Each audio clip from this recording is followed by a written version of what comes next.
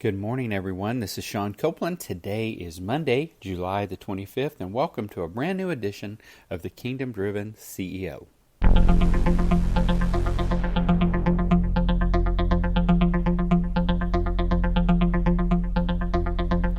As we begin today's episode, I want to apologize to you guys real quick. I normally try to upload these on Saturday morning early. Unfortunately, we were driving Saturday. We drove 14 hours from Tulsa to Destin for a vacation. It will be the last while my oldest daughter, Emery, is still living at home. And so we're having a great time, but that kind of resulted in a couple of day delay in getting this recorded for you guys. So greetings from beautiful Destin, Florida. Today, I want to talk to you about probably the most important episode that I will ever air on the Kingdom Driven CEO podcast. And it's because it's about a topic that has had such a drastic impact on my life, and that is how we battle fear. The reason that this is such an important topic for me is because it really fear dominated my life for till I was about mid-30s. And I'm not really sure why. Part of it I think may be because of being raised in an environment where I just never felt like I was really good enough. It may be because we had some challenges within our family regarding finances, and I got to see a lot of that. I'm not real sure why this was such a struggle for me, but I can tell you that up until the age of 34, I really lived in immense fear.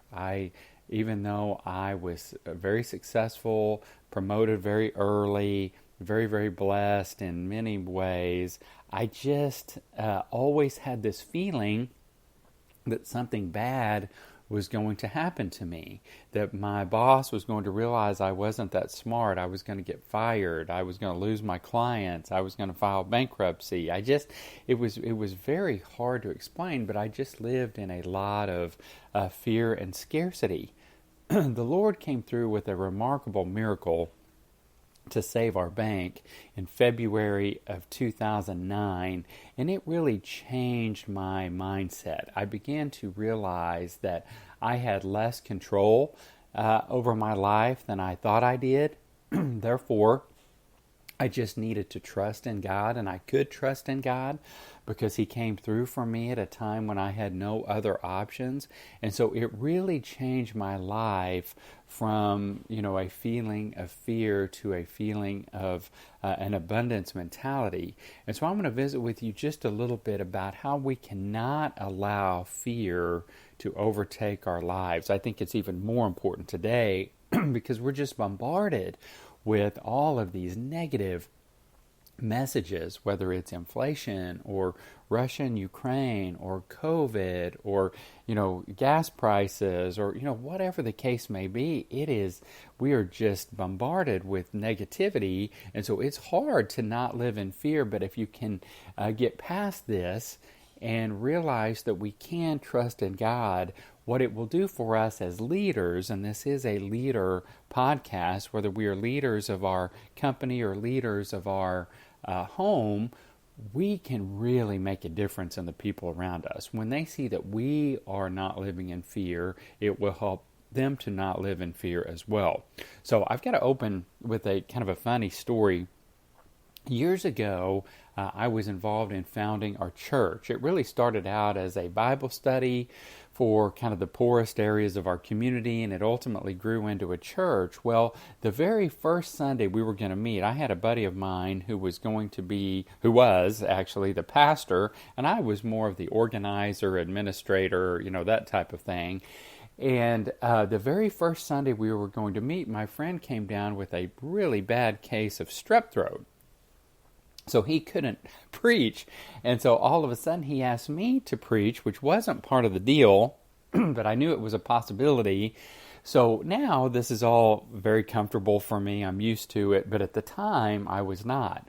So ironically, I spoke on the topic of don't worry, be happy. So I was talking about, all of the verses of Jesus where he just continues to tell us, don't worry, trust in him.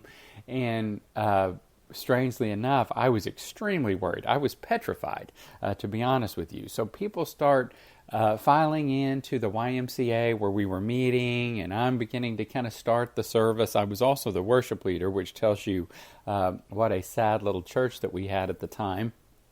So we began the service, and there was this couple that came in, and keep in mind, most of the people in our church had never been to church at all. Most that attended had never been. So this couple comes in, and they found this small kitten in the parking lot, and they brought it in, and the cat is meowing super loudly and crawling all over everybody, up their hair and up their face and all this stuff. And so they decide, we need to stop and get the cat some milk. So we stop the service right in the middle and go find some milk in the YMCA refrigerator, which was not part of our rental agreement with them. And so anyway, we get the cat some milk. It's lapping up that milk in front. Everybody's looking at the cat. Nobody's looking at me giving the message. And so my very first "Don't worry, be happy" message was actually hugely disastrous, and I was beyond fearful, but we did make it through. So I want to talk a little bit about fear real quick. Fear is not a bad thing. Fear is actually one of 7 universal emotions that are experienced by everybody. It arises with the threat of harm. It might be physical, emotional, psychological. It can be real or imagined. While traditionally considered a negative emotion, it really serves an important role to keep us safe as it mobilizes us to cope with potential danger. The function of fear is to avoid or reduce harm. And depending upon what we have learned in the past about what can protect us in a dangerous situation, we're capable of doing many things we typically wouldn't be able to do in order to stop a potential threat. I remember my mom was jumping on a trampoline when I was little, and she fell through the springs on the side and hyperextended her leg. And man, I lifted her up out of there. I don't even know how I did that, but it was almost kind of a supernatural strength that I have. And the immediate threat of harm really focuses our attention, and it helps us to cope with danger. So fear can be a good thing, no doubt, but the problem is we often have fear about things that will never happen. Fear, unfortunately, causes us to focus on us and not on others, and certainly not on serving God. There are hundreds of verses in the Bible, over 300, on fear and not worrying. But the main key here is that we are not designed to carry our burdens. This was the game changer for me. We're not designed for this. 1 Peter 5, 6, and 7 says, "Humble yourselves, therefore, under God's mighty hand, that he may lift you up in due time. Cast all your anxiety on him, because he cares for you." We're not supposed to hold on to anxiety. He tells us he will never leave us or forsake us. And forsake means to abandon or give up. So he is always there and always ready to take on our fears for us. Now, the opposite of fear is faith. So if we live in fear, that means we are not having faith in him. Fear is not of God. 2 Timothy 1:7 says, "For the Spirit God gave us does not make us timid, but gives us power, love, and self-discipline." So how can we avoid living in fear? I want to tell you about my daughter, who I am so proud of. I mentioned Emery is about to go to college, and we are here for our last vacation with her, and she is remarkable. When Emery was little, she was an expert in fear. Okay, she has been afraid of tornadoes, rain, dark clouds, robbers, fires, car crashes, doing anything new, and the elementary school lunch line. She had all of these unbelievable fears all the time, and it was honestly very concerning. We weren't real sure how to help her, but I began to pray for her. And one of my friends, Dr. Steve Green, who recently passed away and I miss very much, gave me an idea one day. He said, Sean, tell Emery to give her fears to Jesus, to pray about them, and trust that he will take care of her, and to write her fears into a worry journal. Okay? And then come back later and determine whether or not those fears happen. All this time I am praying. I created a worry journal for Emery. It was awesome. She began to pray over these things that really bothered her, and the results have been unbelievable. She went to a student council leadership experience in Northwest Oklahoma about 2 years ago, and she did not want to go. I mean, she was absolutely terrified. Well, Angela and I made her go because we knew it would be good for her, and she ends up meeting best friends within minutes from getting there. They're still in touch today. She's elected president over this entire group of individuals, and it was awesome.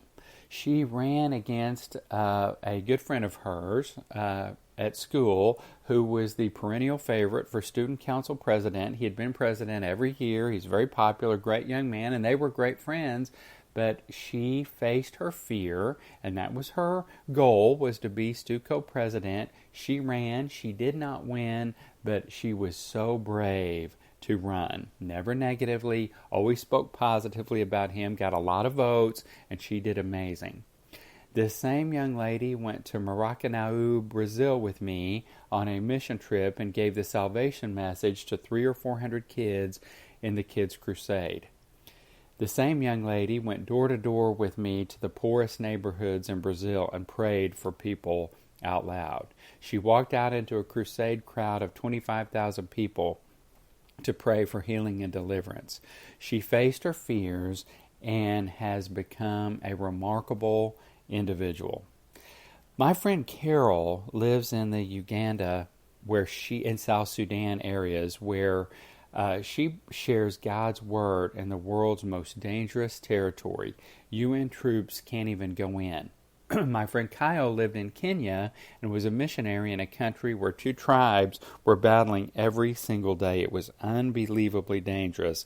And both of them chose not to live in fear, but to trust in God, and He protected both of them. So here are just some quick ideas on how we can get past living in fear. 1, anchor to Jesus every day. Start our day with Him as we begin, and talk to Him throughout the day, abiding with Him, remaining with Him nonstop. Avoid the media and start focusing on God's Word and truth instead. Remember that we are not in control, and trust in God who is in control. Always give our burdens to Him, and remember that in the end, no matter what happens in this world, the Bible tells us that we win and we will spend eternity in heaven with Him. Here's the deal. Either we trust in Him or we don't. It's one or the other. We decide today, either we trust in God or we don't. What He tells us in the Bible is either true or it's not. I remember going to Brazil on a mission trip, and I was terrified my first time. And we pull up in this. We're going to take food to the poorest areas of the community, and we pull our tour bus up in this favela, which was very, very like a slum. And we just walk randomly down side streets, and I come to this first house, and this gentleman walks up to the gate. He doesn't have a shirt on. He's very, very thin.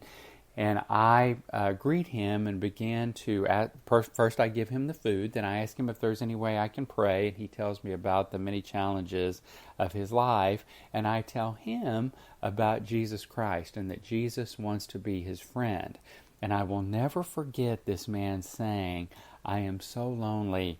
I want this Jesus to come into my heart. I need a friend. I will never forget it. He accepted Jesus Christ right there, and the Lord helped me to deal with my fear in that moment, I know, by introducing me to this man. Matthew 6, verse 27 says, "And which of you, by being anxious, can add a single hour to his span of life?" Billy Graham said, God doesn't want us to be consumed with worry and anxiety. Instead, he wants us to turn our worries over to him and to trust him for the future. And 1 John 4:4 says, "You, dear children, are from God and have overcome them, because the one who is in you is greater than the one who is in the world." So today, I pray with all my heart that if you are listening to this podcast, you will be delivered from fear and anxiety.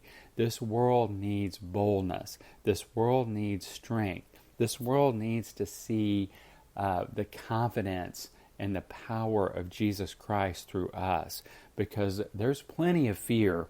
There's plenty of fear to go around. What we need right now is God's power. So let's stop worrying and let's start trusting in him today. Thank you so much for joining me for this important episode of the Kingdom Driven CEO. Please share this with as many people as you can. I feel very, very strongly. I pray that this would have a tremendous impact on you, your business, and your family. Thank you for joining the Kingdom Driven CEO.